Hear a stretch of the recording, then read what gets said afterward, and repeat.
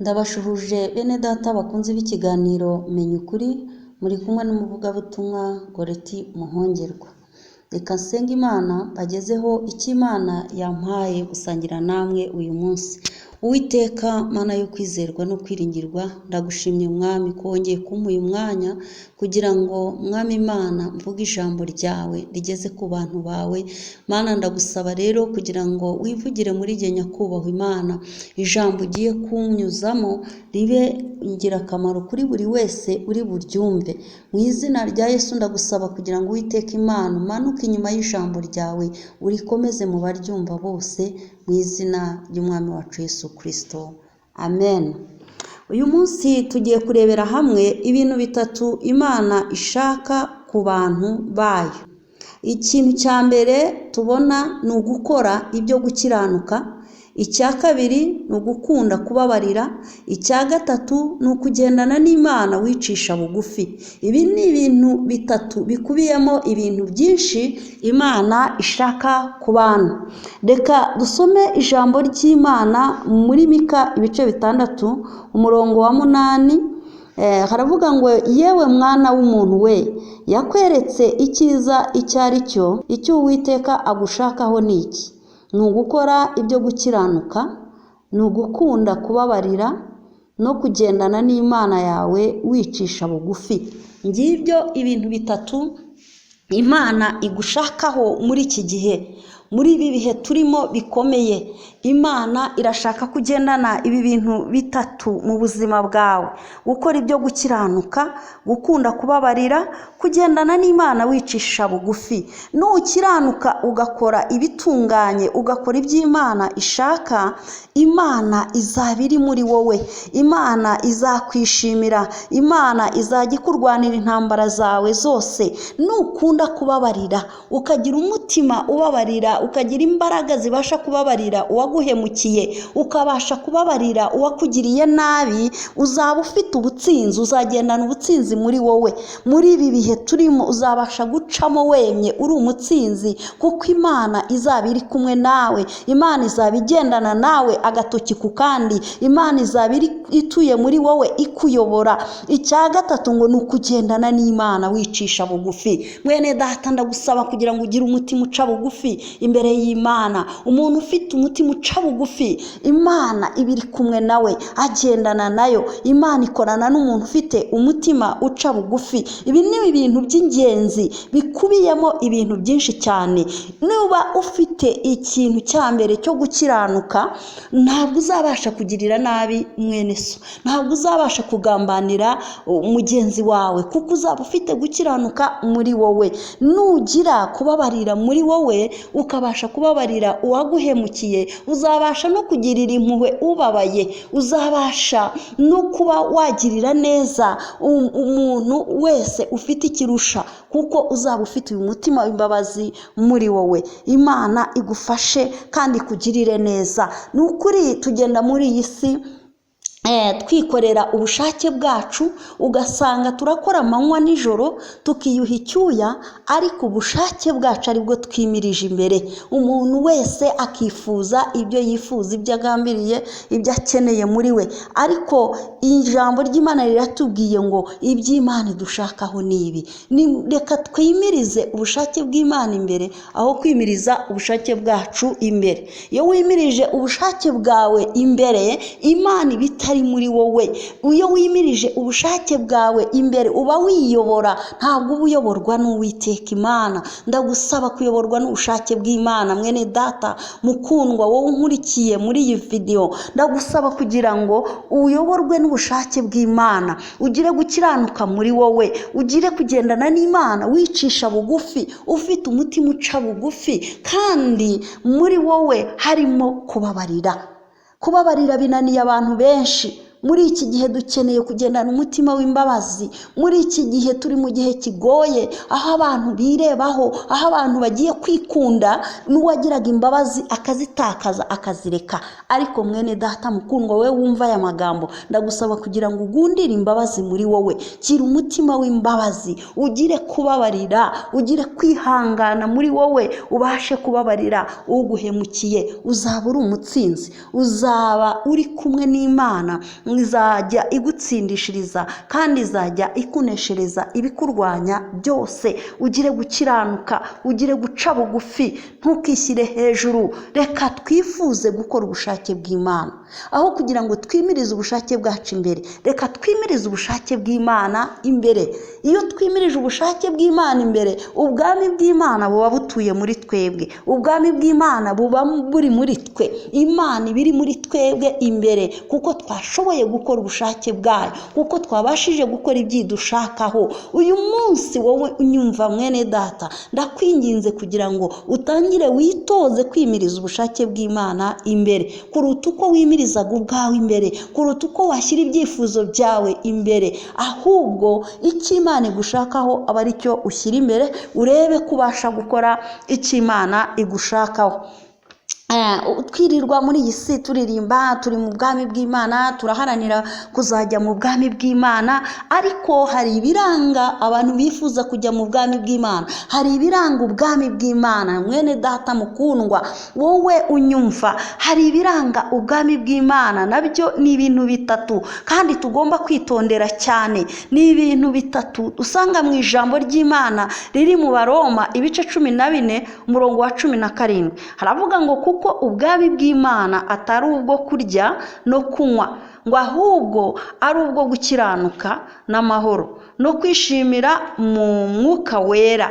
Ubwami bw'Imana ntabwo ari ubwo kurya, ntabwo ari ubwo kunywa, ahubwo ni ubwo gukiranuka. Urumva cya kindi kiragarutse mu biranga ubwami bw'Imana, kiragarutse mu bigaragaza ubwami bw'Imana. Bivuze ngo ukora iby'Imana ishaka aba ari mu bwami bw'Imana. Ubu uri hano mu isi ariko uri mu bwami bw'Imana, kuko uragendana iby'Imana igushakaho muri wowe, uragendana ubwami bw'Imana muri wowe, nibwo ugenderamo, nibwo bukuyobora, ntabwo ari wowe wiyobora. Ngibyo ibintu bitatu nabyo bigaragaza umuntu uri mu bwami bw'Imana: gukiranuka, amahoro, kwishimira mu mwuka wera.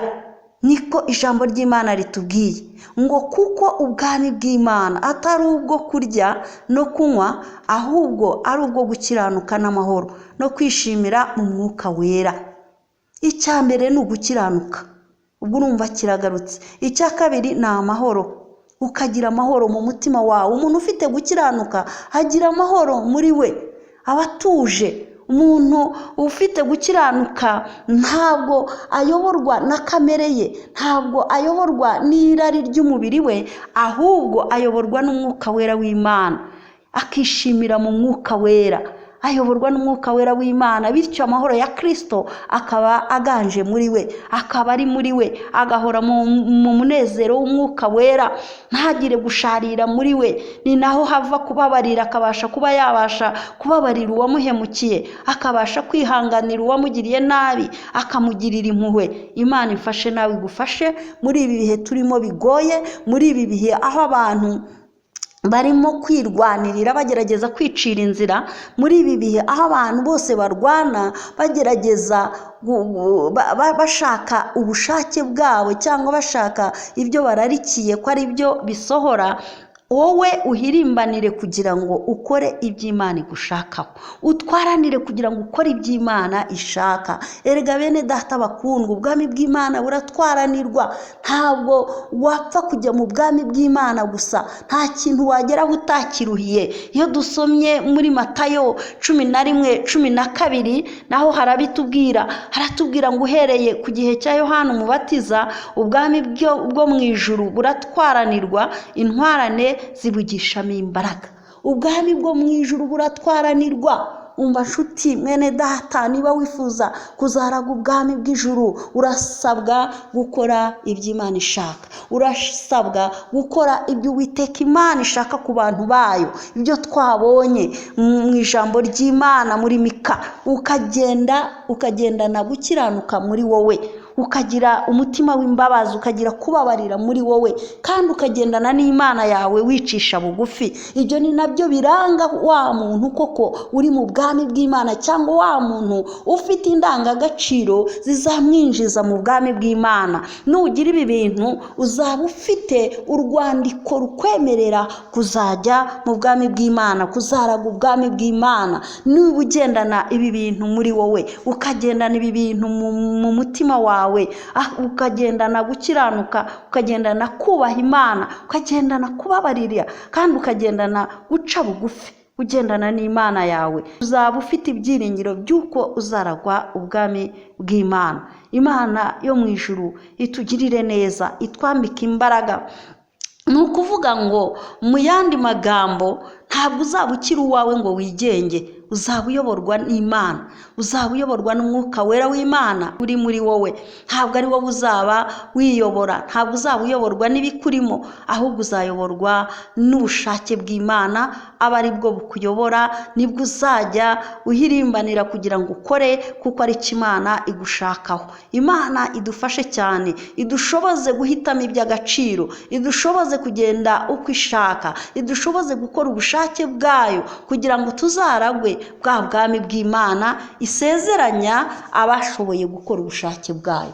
Njyewe nawe Imana idushoboze, ntabwo mu mbaraga zawe wakwishoboza. Uyu munsi abantu bararekeye ibyo kurya, n'ibyo ibyo kurya ni byiza, biradutunze, bidutungiye iyi mibiri, ariko icyangombwa ni ugukora icyo Imana igushakaho. Wakoze icyo Imana igushakaho, Imana iguha bya byo kurya kuko izi ko ubikeneye. Haleluya! Wakoze ubushake bw'Imana, ugakiranuka, ukababarira, ukagendana n'Imana wicisha bugufi, Imana izakwambika kuko izi ko ukeneye umwambaro. Imana izakubesha mu nzu kuko izi ko ukeneye kuba mu nzu. Ntabwo uri inyoni ngo ube mu biti, izi ko ukeneye kuba mu nzu kuko uri umuntu. Yakuremye izi ko ugomba kugira aho uba. Rero niwimiriza ubushake bw'Imana imbere, uzabona ibyo ukeneye byose. Imana izaba iri muri wowe, ubwami bw'Imana buzaba butuye muri wowe, ntacyo uzifuza ngo ukibure. Imana izaguha ibyo ukeneye byose, utaranayibwira izabiguha kuko izi ko ubikeneye.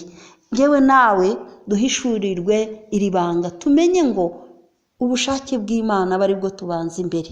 Muri iki gihe hakenewe ubushake bw'Imana, muri iki gihe hakenewe ubushake bw'Imana. Witwara umwanya munini wibaza kubiriho, witwara umwanya munini utewe ubwoba n'ibyago byahagwiririye iyi si, ahubwo fata umwanya wo kubana n'Imana yawe kugira ngo umenye ikigushakaho.